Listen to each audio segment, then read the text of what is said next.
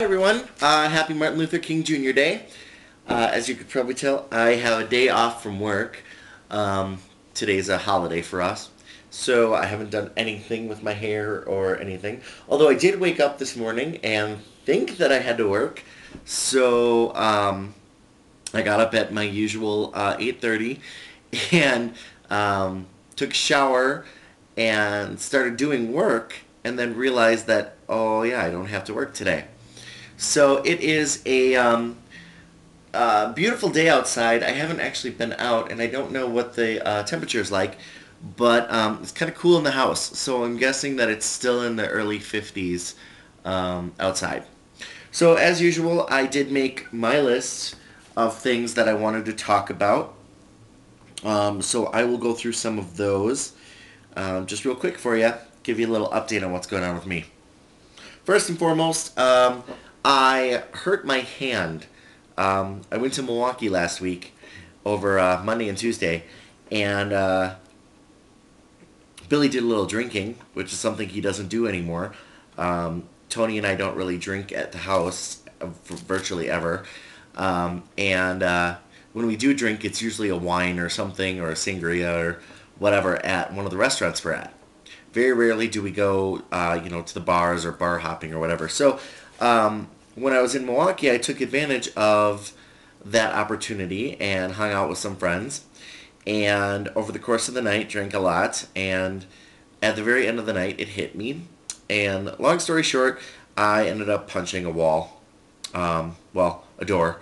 And it hurt a little bit more than I thought, because I really don't punch things often.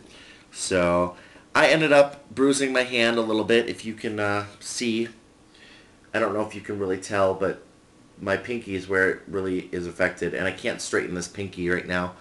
But it used to look like the Stay Puft Marshmallow Man or a cartoon.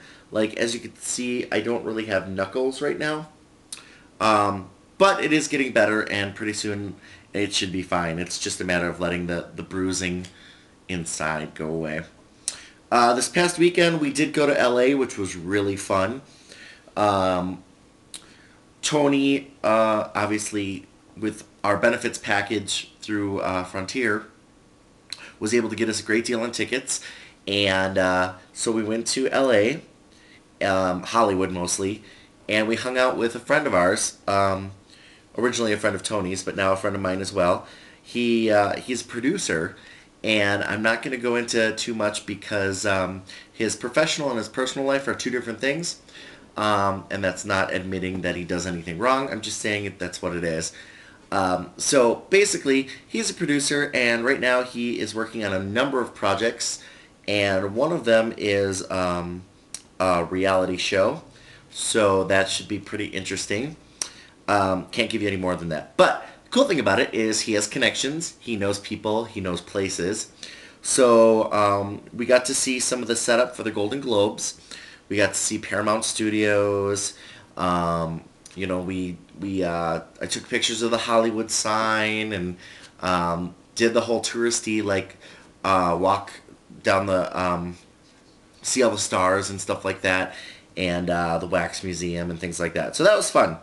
One of the really cool things that I've wanted to do since I was a kid was I've wanted to go to LA and see Venice Beach.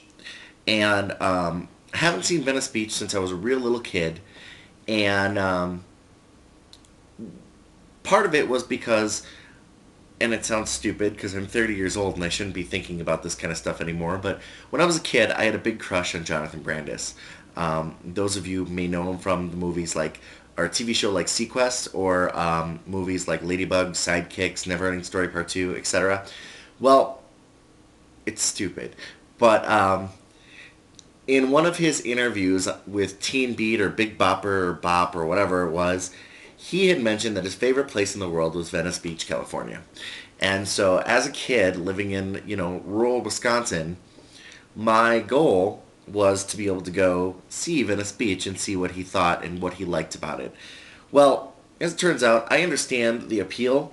It's a very hippie, utopian community.